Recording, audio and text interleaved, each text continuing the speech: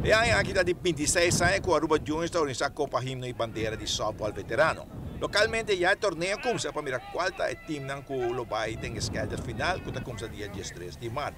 Dia 18 de março começa a jogar contra o time de Corsó e longa de categoria 50 plus e 60 plus. Também o time juega de dama.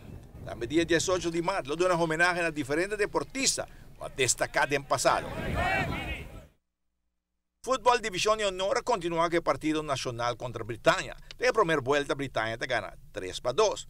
Ayer el Nacional a su terreno para lograr 3 puntos, para no queda que hay posibilidad para clasificar.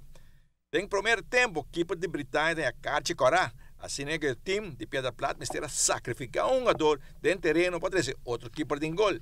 Y por ahí mira que el Nacional tiene mejor parte en el primer tiempo, pero gol no te cae.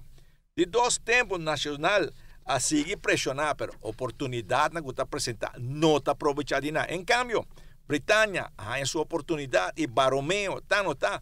Para Britania, lo que victoria de un panada, así no está quedando de 2 lugares. Riba tabla de posición con 34 puntos. E falta 155 dias para o Juegos Olímpicos start na Rio. Informação do Banco Olímpico, @bank. E não olvidar, depois de notícia de noite, Rio 2016, que é interessante um viaje mais, Franci. Interessante, sim. E vamos dizer, tem um atleta que está aspirando para classificar ainda, não, mas isso é interessante. Essa é a parte interessante. Ainda é processo, tem. É interessante de noite, é da Mita, que também competido em Zeeland, dando uma explicação ampla do programa de hoje noite. Está sumamente interessante. Não perdeu. E um deporte que não está muito conhecido, que não é para vista popular. Antes de assim, então é bem interessante, seguro.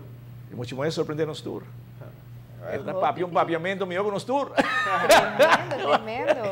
Não, mas isso é interessante para o que também que nota bambisa vôlei, atletismo. Tem outro deporte que, mas não está para perder muito de ping-pong.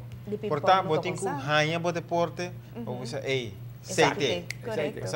Então, esse aí está hobby viajar, hobby gente maior, de caso na kita bisa, ok, vamos se aí.